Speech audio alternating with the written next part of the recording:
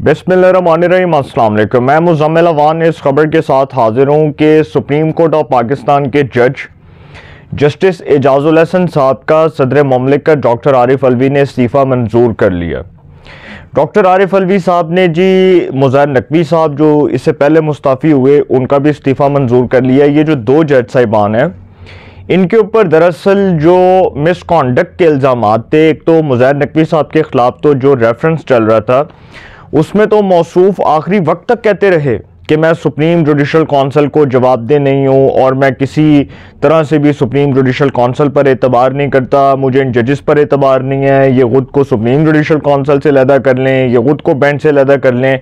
वो इस किस्म की बातें करते रहे, लेकिन जब सर खिड़की के नीचे दुम आई तो फंस गए और इस्तीफ़ा देना मुनासिब समझा। अब एजाजुल हसन साहब देखें, ये एजाजुल हसन साहब जो हैं ये दरअसल वो जज हैं जिनका एक नवाज शरीफ साहब के ख़िलाफ़ एक पूरा तासुब से भरा हुआ इनका किरदार है। और ये मौसूफ जो हैं ये तब से लोग इनकी गवाहियाँ देते हैं एजाजुल हसन साहब के, लोग बताते हैं कि ये एजाजुल हसन साहब ये तब से नवाज शरीफ साहब के ख़िलाफ़ तब से ये नफ़रत और साजिश को अपने दिल में रख के बैठे हुए हैं, जब से नवाज शरीफ साहब जो हैं उनके ख़िलाफ़ ये कैंपेन चली पैनामा की। और उससे पहले भी लोग कहते हैं उससे पहले भी इनके कुछ तहफ़्फ़ुज़ात थे नवाज शरीफ से, और ये भी लोग बताते हैं कि जी इनका साथ साथ घर था और जिधर नवाज शरीफ साहब रहते थे उधर ये एजाजुल हसन साहब भी, और अक्सर जब नवाज शरीफ साहब गुजरते थे तो एजाजुल हसन साहब जो हैं वो उनकी गाड़ी पर पत्थर बरसाया करते थे। अब ये भी बातें हो रही हैं, हालांकि मैं ये जानता नहीं हूँ, इसमें पता नहीं कितनी हकीकत है, लेकिन मुझे इतना पता है कि साकिब निसार, एजाजुल हसन, आसफ सईद खोसा, उमर अताब बंदयाल, अजमत सईद शेख, ये वो जजेस थे जो नवाज शरीफ साहब के ख़िलाफ़ साजिश में इन्वॉल्व थे।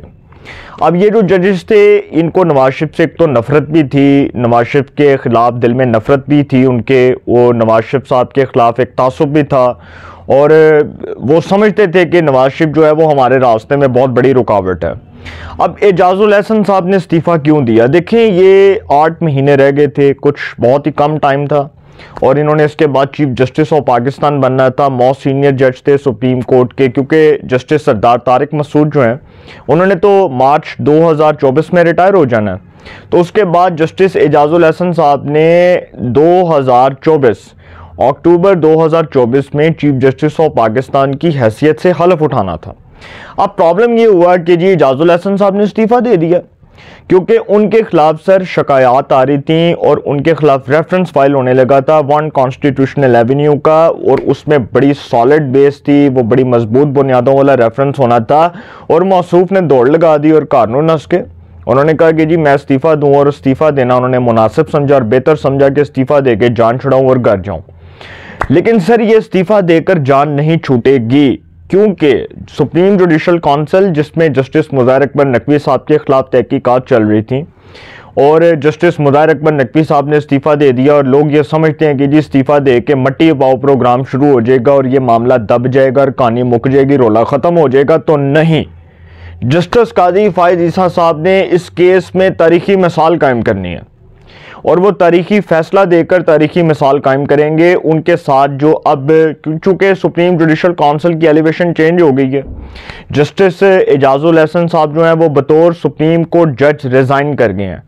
चूँकि पहले जस्टिस एजाजुल हसन साहब सुप्रीम जुडिशल काउंसिल के मेंबर थे, लेकिन वो उसमें नहीं बैठे और उन्होंने तो यहाँ तक मुखालफत की कि जस्टिस मुज़ाहिर अकबर नकवी साहब को शूकाज नोटिस जारी करने की मैं मुखालफत करता हूँ, इस बेस के ऊपर कि मैं समझता हूं कि जी वो बड़े ईमानदार जज हैं। सुभान अल्लाह, एक ऐसा शख्स की ईमानदारी की गवाही दे रहा है जिसके अपने ऊपर चोरी के, करप्शन के इल्जामात हैं, और सर वो शख्स दूसरे शख्स के ऊपर कह रहा है कि जी ये बहुत ईमानदार है, ये बहुत ऑनेस्ट है, ये बहुत डिग्निटी वाला शख्स है। अब सुप्रीम जुडिशल काउंसिल की एलिवेशन हो गई है चेंज। जस्टिस काजी फ़ाइज़ ईसा सुप्रीम कोर्ट के चीफ जस्टिस, जस्टिस सरदार तारिक मसूद मोस्ट सीनियर जज, जस्टिस मंसूर अली शाह, ये 3 जजेस, चूँकि अब जस्टिस मंसूर अली शाह जो हैं वो अब जस्टिस एजाजुल हसन के बाद वो मोस्ट सीनियर हैं, सीनियरिटी बेस पर वो सीनियर हैं, तो वो अब सुप्रीम जुडिशल काउंसिल का हिस्सा बन चुके हैं। अब चूँकि जस्टिस मुज़ाहिर अकबर नकवी साहब के ख़िलाफ़ जो तहकीकात हो रही थी उसमें जस्टिस मुज़ाहिर अकबर नकवी साहब के ख़िलाफ़ जब ये खबर आई कि जी उनको माफ़ी तलाफ़ी कोई नहीं मिलने वाली। तो उसके बाद जस्टिस एजाजुल हसन साहब ने जब सुप्रीम जुडिशल काउंसिल के इजलास में बैठने से माजरत की, तो सर किसी को क्या पता था राती भाइन साहब ने इस्तीफा दे के घर नूं चले जाना है तो कहानी मुक जानी, रोला ख़त्म हो जाना है। लेकिन नहीं सर, इस तरह नहीं होना था। चूँकि जस्टिस एजाजुल हसन साहब ने जब इनकार किया बैठने से और उन्होंने इस बात पर माजरत की वो इस इजलास में नहीं बैठेंगे, तो उसके बाद जस्टिस मंसूर अली शाह साहब बैठे और रात को खबर आ गई कि एजाजुल हसन साहब बतौर सुप्रीम कोर्ट जज रिज़ाइन कर गए हैं। लेकिन सर एजाजुल हसन साहब को भी पकड़ना है। उसकी वजह यह है कि उनके खिलाफ जो रेफरेंस है वो बहुत सॉलिड बेस रेफरेंस होगा और उसकी बुनियादें बहुत मजबूत होंगी और जस्टिस एजाजुल हसन भी नहीं बचेंगे। ये मैं आपको बता दूं कि उनका भी रेफरेंस इसी तरह सुप्रीम जुडिशल काउंसिल में जाएगा, उनको नोटिस जारी किया जाएगा। नोटिस जारी करने के बाद जो उनका जो वो होते हैं, नोटिस जारी करने के बाद जो उनके वकील साहब हैं वो पेश होंगे, उसके बाद वो वहाँ पर जाकर सफाइयाँ पेश करेंगे, फिर सुप्रीम कोर्ट जवाब सुनेगी। अगर तो जवाब देखें सुप्रीम जुडिशल काउंसिल में कार्रवाई होती कैसी है ये मैं आपको बता दूँ कि एक जज जिसके खिलाफ रेफरेंस आता है उसके खिलाफ रेफरेंस आया और उस बुनियाद पर कि जी इसके खिलाफ कुछ मिसकॉन्डक्ट के इल्ज़ामात थे। अब वो जब रेफरेंस जाएगा और वो रेफरेंस के ऊपर समाअत होगी और सुप्रीम कोर्ट उस जज के, चूँकि जिसके खिलाफ इल्ज़ामात होते हैं, उस जज के वकील के दलाइल सुनने के बाद फैसला करती है, सुप्रीम जुडिशल काउंसिल हतमी फैसला करती है कि क्या आया कि इस जज के खिलाफ कार्रवाई को आगे प्रोसीड किया जाए या इसको ख़त्म कर दिया जाए, या इस रेफरेंस को ही नल एंड वाइट करार दे दिया जाए, या इस रेफरेंस को इक्विटेड करार दे दिया जाए, इसको फ़र्क कर दिया जाए। तो उसके बाद जी होगा क्या कि जस्टिस एजाजुल हसन साहब जो हैं उनके वकील साहब वहाँ पर पेश होंगे और वकील साहब जब पेश होंगे तो उसके बाद उनका जवाब सुना जाएगा। जवाब सुनने के बाद खड़क वकील साहब को कहा जाएगा जी जाओ जी भाई जी फारग होवो, तुसी एजाजुल हसन साहब ने कहो कि तुसी पेश होवो सुप्रीम जुडिशल काउंसिल। उनको सुप्रीम जुडिशल काउंसिल में पेश होना पड़ेगा। उनको सफाई के अंदर अपनी तमाम जो चीज़ें हैं, तमाम जो एविडेंस है वो बताना पड़ेगा। अपनी सफाई में उनको बताना पड़ेगा कि उनके ऊपर जो आयद इल्ज़ामात हैं वो गलत हैं। देखिए एजाजुल हसन साहब ने इस्तीफ़ा इसलिए दिया क्योंकि सर उनको पता था कि उनके खिलाफ जो मिसकॉन्डक्ट के इल्ज़ामात हैं वो काफ़ी हद तक ठीक हैं और उनको पता था कि अगर वो इस कुर्सी पर बैठकर बतौर जज सुप्रीम कोर्ट के फ़राइज़ सर अंजाम देंगे तो मसाइल खड़े होंगे, मसला बन जाएगा और उनकी कुर्सी ख़तरे में पड़ जाएगी। तो उन्होंने इस्तीफ़ा देने को तरजीह दी और वो फारग हो गए हैं। तो सर बात इस्तीफ़े तक नहीं मुकनी। अच्छा, अब ये बता दूं कि मुज़ाहिर अकबर नकवी साहब का तो आपको पता है कि उनके बारे में मैंने बताया कि वो जिस तरह से थे, जिस तरह से उनके ख़िलाफ़ कुछ इल्ज़ामात थे और इल्ज़ामात भी ये थे कि जी जिस तरह से उन्होंने सारा कुछ किया, वो क्या कहते हैं, ये जो परवेज़ मुशर्रफ के ख़िलाफ़ जो खसूसी अदालत का फ़ैसला था उसको कलअदम करार दिया, खसूसी अदालत को ही फ़ारिग कर दिया। फिर उसके बाद मौसूफ जो हैं वो सुप्रीम कोर्ट में बैठ कर कह रहे हैं बंदयाल साहब को कि तफ्तीशी इदारों में हुकूमती मुदाखलत पर अस खुद नोटिस लिया जाए। हैं एडे तुसी सियाने, एडे तुसी समझदार कि सर तुहाड़ियां गल्लां मनणगे। हाजी नमाजी परहेजी बन रहा सी ना सर बंदा, और फिर ये बंदा कहता है कि जी वो जो तफ्तीशी इदारों में हुकूमती मुदाखलत है उस पर बंदयाल साहब बस खुद नोटिस लें।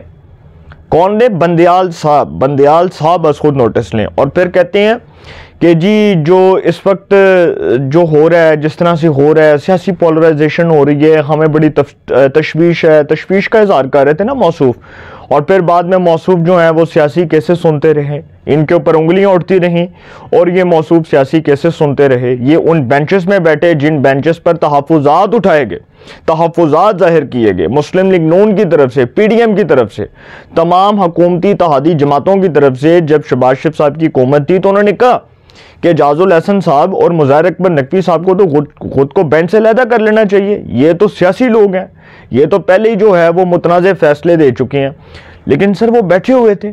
और फिर आपको याद होगा कि साबिक CCPO लाहौर गुलाम महमूद डोगर तबादला केस, उसमें मौसूफ मुज़ाहिर अकबर नकवी साहब का फैसला है। देख लेना सर कि वो परवेज़ लाई के साथ जो ऑडियो लीक हुई उसमें कहा जा रहा है कि यार गुलाम महमूद डोगर दा जिहड़ा केस है ना वो मुज़ाहिर अकबर नकवी दे बेंच चलवाना है। कौन कह रहा है? चौधरी परवेज़ लाई। किन्नू? मुज़ाहिर अकबर नकवी साहब नू। ओ माशाल्लाह समझदारी दा सर मुजाहरा कर रहे हैं निकले और कह रहे हैं कि जी देखो जी साडा जज होए तो साडी मर्जी नाल फैसला ना होए तो ऐ ते नहीं हो सकता ना। हमारा फैसला हमारी मर्जी से होगा, हमारी मर्जी से मशरूत होगा। तो वो ऑडियो लीक हुई, उस ऑडियो के बाद मौसूफ के पास था ही कुछ नहीं सफाई में पेश करने को, क्योंकि पता था कि ऑडियो सच्ची है। एजाजुल हसन साहब के ऊपर आए। एजाजुल हसन साहब वो जज जिन्होंने नवाज शरीफ साहब को नाअहल करार दिया और इंतहाई मुतनाज़ फैसले देते रहे। सर ये सुप्रीम कोर्ट में बैठकर जिस तरह इन्होंने अदलिया की साख को तबाह किया, अदलिया की साख को बर्बाद किया, और जो इनके ऊपर इल्ज़ामात थे, जिस तरह से ये सियासी जो हुए, जिस तरह से इन्होंने अपने किरदार को सियासी किया और पॉलिटिकल जज साबित हुए। दरअसल हकीकत में जब इनके ऊपर इल्ज़ामात थे, नवाज शरीफ को नाअहल करने के बाद जब नून लीग ने तहफ़्फ़ुज़ात उठाए तो साकिब निसार ने उठाकर नैब के ऊपर मॉनिटरिंग जज लगा दिया। वो जो नैब को सुप्रीम कोर्ट का ऑर्डर था पैनामा के केस में नवाज शरीफ को नाअहल करने के बाद कि जी अल अजीजिया, फ्लैगशिप और एवनफील्ड रेफरेंस कायम किए जाएं, 3 रेफरेंसेस कायम किए जाएं, एहतसाब अदालतों में चलाए जाएं, तो मौसूफ जो है वो नैब के ऊपर मॉनिटरिंग जज बना दिए गए कि जी नैब के ऊपर मॉनिटर करेंगे इन तमाम चीज़ों को, और वो बिठाया गया और वो सारा प्री प्लान था सर। और फिर एजाजुल हसन साहब आर्टिकल 63A का फैसला देने वाले जज, सबको पता है कि कितने मुतनाज़ जज थे वो और किस तरह से उन्होंने फैसले दिए। आर्टिकल 63A के ऊपर आइन की तशरीह को रौंद डाला, और उसमें तीसरे जज जो थे वो सर सबको पता है कौन थे। और उसके बाद जी जब फैसला दिया, सबको पता है वो फैसला क्या आना था, एक्सपेक्टेड था। बंदियाल बैठे, एजाजुल हसन साहब बैठे, मुनीब अख्तर साहब बैठे, 3 जजेस ने बैठकर फैसला दे दिया।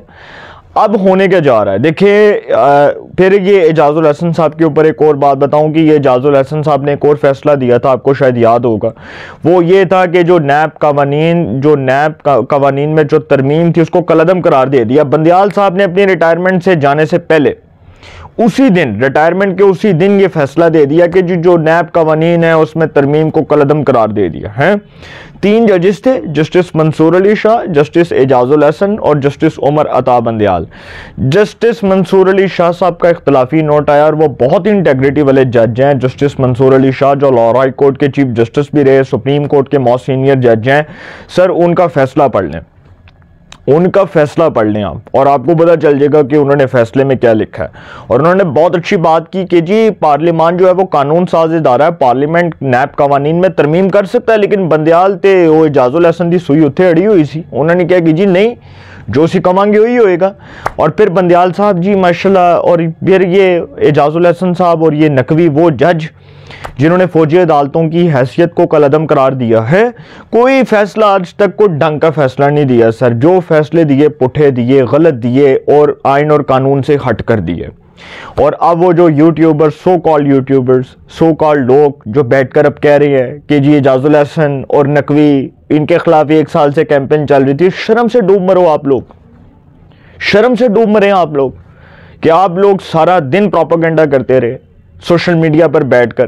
पहले आप लोग कहते थे कि जी ये बड़े अच्छे जज हैं, फिर आप लोग कहते थे कि जी तो किसी से डरने वाले नहीं हैं, फिर आप लोगों ने कहा कि जी ये तो बड़े दबंग जज हैं। अब आप लोगों ने बैठकर एक नया नैरेटिव बना लिया है कि जी इनके खिलाफ तो कैंपेन चल रही थी। वो बताएं कौन चला रहा था उस वक्त? तो बंदियाल साहब बैठे हुए थे जिन्होंने खुद कहा था कि सोशल मीडिया को रेगुलेट करने की ज़रूरत है, कि सोशल मीडिया के मुतल्लिक कवानीन लाए जाएँ और सोशल मीडिया से मुतल्लिक इसको रेगुलेट किया जाए, इन चीज़ों को देखा जाए। तब तो कोई भी नहीं बोला सर। अब जब जस्टिस काजी फाइज ईसा ने सुप्रीम जुडिशल काउंसिल में सर अपनी कार्रवाई को फेस किया, अपनी एहलिया समेत, किसी में इतनी अखलाकी जरूरत नहीं थी। और 2 जड़े ने 2 भाई तोड़ ला गए और नस्से, उन्होंने इस्तीफा दिता थे घर नूं गए। सर अगर इतनी अखलाकी जरूरत थी ना तो ये दोनों जज सुप्रीम जुडिशल काउंसिल में खुद को फेस करें। अगर इतनी अखलाकी जरूरत है तो सुप्रीम जुडिशल काउंसिल में पेश हों। जस्टिस काजी फाइज ईसा तो उस वक्त सुप्रीम जुडिशल काउंसिल को फेस कर रहे थे जब पूरा सिस्टम उनके खिलाफ था, जब पूरी सुप्रीम कोर्ट अक्सरियत जजेस उनके खिलाफ थे।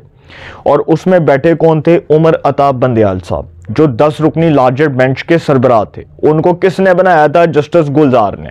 उसके बाद अगले चीफ जस्टिस चूंकि उन्होंने आना था, तो बंदियाल साहब के दौर में होता क्या था कि 3 रुकनी बेंच बना, 2 रुकनी बेंच बना, और सबको लगता था कि शायद सुप्रीम कोर्ट में 2 से 3 जजेस के अलावा कोई इतना कैपेबल है ही नहीं कि कोई केसेस की समाअत कर सके। और बंदियाल साहब ने तो रवायत कायम की कि जुडिशरी के अंदर वो सबसे ज़्यादा डिवाइड उन्होंने पैदा की, जुडिशरी को सबसे ज़्यादा पोलिटिसाइज उन्होंने किया।